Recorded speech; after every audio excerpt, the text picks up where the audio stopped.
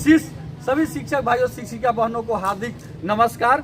साथियों, और विशेष रूप से पूर्वी चंपारण जिला के सभी शिक्षक भाइयों शिक्षिका बहनों, चाहे वो नियोजित हो, बीपीएससी हो, विशिष्ट हो, रिटायर्ड हो, प्राथमिक विद्यालय में हो, माध्यमिक हो, उच्चतर माध्यमिक हो, सबों के लड़ाई के लिए हम लोगों ने तय किया है कि 28 जनवरी से इसी जिला शिक्षा पदाधिकारी कार्यालय में हम लोग आमरण अनशन पर बैठेंगे। अभी आप देख रहे हैं कि इस समय तक हम लोग जिला शिक्षा पदाधिकारी पूर्वी चंपारण के कार्यालय में जमे हुए हैं। आज हम लोग डीएम साहब को भी आवेदन दिए हैं। डीएम साहब चले गए हैं दिल्ली पुरस्कार लेने। उनका अनुपस्थिति में एसडीएम महोदया से बातचीत हुई है, सारे मांगों पर बात हुई है। उन्होंने सकारात्मक बात करते हुए डीओ पूर्वी चंपारण को फोन भी की है।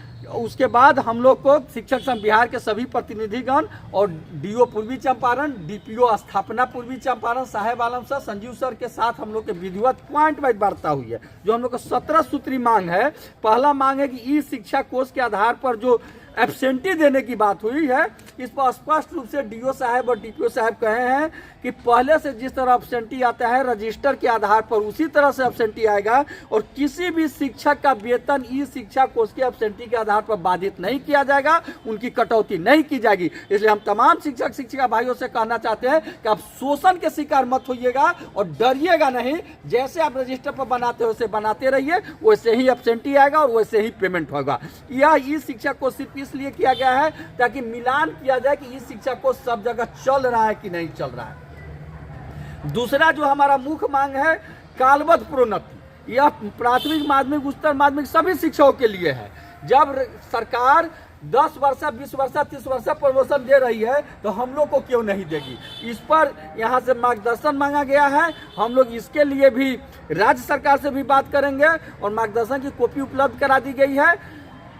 तुरंत वहां से मार्गदर्शन दिलवाएंगे और नहीं भी मार्गदर्शन मिलेगा तो बिहार के अन्य जिले में भी होगा, तो यहाँ निश्चित रूप से होगा। इसके लिए हम लोग की लड़ाई जारी रहेगी। तीसरा जो हम लोग का मांग है सेवा निरंतरता, उसके लिए इन्होंने कहा है कि हम राज्य सरकार को लिखेंगे। चौथा हमारा मांग है सभी तरह का बकाया राशि, मातृत्व अवकाश, रुग्ण अवकाश, वेतन विसंगति, वेतन रोक, किसी भी तरह का बाकी है उसको भुगतान करना। मैं पूर्वी चंपारण जिला के सभी शिक्षक भाइयों शिक्षिका बहनों से कहना चाहूंगा कि अगर किसी भी तरह का एरियर आपका बाकी है, 1 रुपया भी एरियर बाकी है, तो आप उसको बना करके हमारे किसी भी प्रतिनिधि के माध्यम से दीजिए। उसका भुगतान 1 सप्ताह के अंदर होगा। 1 रुपया भी अगर एरिया किसी तरह का बाकी है, चाहे प्राथमिक विद्यालय में हो, माध्यमिक में हो, उच्चतर माध्यमिक में हो, नियोजित नियमित विशिष्ट हो, उनका किसी भी तरह का वेतन अगर बाकी है एरियर, तो आप बना करके हमारे प्रतिनिधि के माध्यम से दीजिए और 1 सप्ताह के अंदर उसका भुगतान कराया जाएगा। इसके लिए उन्होंने आश्वस्त किया है। पांचवा जो है कि डांट बाट में जो लोग भी प्रशिक्षण किए हैं उनके जो भत्ता होता है, अब आने जाने का भत्ता, यात्रा भत्ता, उसका भुगतान अगर बाकी है तो आप संपर्क कीजिए, वह भुगतान भी किया जाएगा। क्योंकि कल डीपीओ साहब डांट के प्रिंसिपल साहब से बात की है तो बोले कि नहीं सबका भुगतान हो रहा है, जिसका नहीं हुआ है उसका भी होगा। इसलिए किसी का बाकी है तो आप जरूर संपर्क कीजिए, आपका भुगतान भी होगा। जो बीपीएससी से बहाल शिक्षक भाई बहन है उनका 2 मांग बहुत है। एक है कि उनको वार्षिक वेतन वृद्धि का लाभ नहीं दिया गया है और दूसरा मांग है कि जो विद्यालय में, एक ही विद्यालय में जो नियोजित नियमित शिक्षक है उनको 4-5%, 7.5% और 10% दिया रहा है, जबकि बीपीएससी के भाई बहन को 4% ही दिया जा रहा है। यह बहुत गंभीर मामला है। इस पर स्थापना डीओ डीपीओ कहे कि हम राज्य से और बात करेंगे और इसका सुधार करेंगे। इसका जब तक पत्र नहीं निकलेगा, जब तक इसमें सुधार की बात नहीं होगी, तब तक हमारा आंदोलन जारी रहेगा और लड़ाई होगा। इस पर हम भी राज्य से बात करेंगे और इसका समाधान कराया जाएगा। जो वेतन विसंगति है, सीनियर जूनियर या किसी भी तरह का वेतन विसंगति है, उन तमाम वेतन विसंगति को दूर करने के लिए इन्होंने पत्र निकाल दिया है, इनका कहना था। और जो अगर नहीं निकाले हैं तो उसका वेतन विसंगति भी दूर किया जाएगा। उसके लिए हम लोग फिर से मिलेंगे।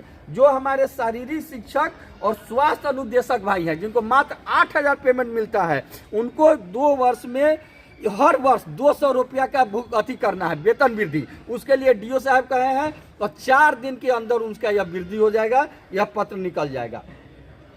जो 3-5 पे बहाल उर्दू शिक्षक और है या सामान्य शिक्षक है, उनका जो विशिष्ट शिक्षा में योगदान संबंधी गड़बड़ी है उसका भी सुधार किया जाएगा।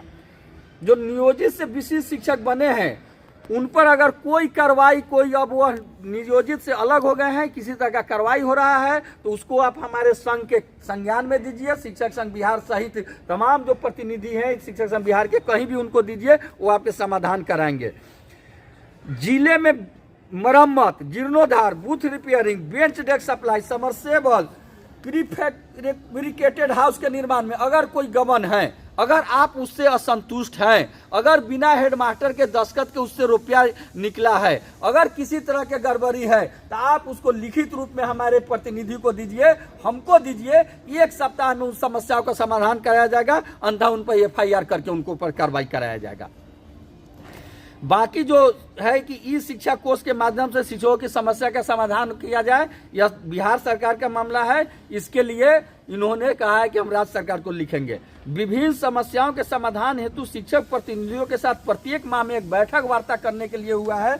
इस पर उन्होंने DO साहब ने DPO स्थापना का निर्देश दिया है और DPO स्थापना ने सहमति कहा है कि हर महीना में आप पूरे जिला में किसी भी शिक्षक की किसी भी तरह की, चाहे वो शिक्षक प्राथमिक हो, माध्यमिक हो, उच्चतर माध्यमिक हो, रिटायर्ड हो, नियोजित हो, नियमित हो, विशिष्ट हो, विद्यालय अध्यापक हो, आप लोग अपना सारा समस्या को लिखित रूप में जगदान हम लोग के पास जमा कीजिए और प्रत्येक माह में एक दिन हम लोग DO DPO के साथ बैठेंगे और उस समस्या का समाधान कराया जाएगा। इन तमाम चीज़ों के लिए पत्र अभी निर्गत आज नहीं हुआ है, चूंकि शाम के 7 बज गया है। कल पत्र निर्गत होगा, उसके बाद हम लोग तमाम लोग समीक्षा बैठक करेंगे कि आगे क्या निर्णय लेना है और उस समीक्षा बैठक में आगे की हम लोग की रणनीति तय होगी। अभी हम लोग का 28 जनवरी, याद रखिए 28 जनवरी से इसी कार्यालय में आमरण अनशन का प्रोग्राम है और आगे भी प्रोग्राम रहेगा।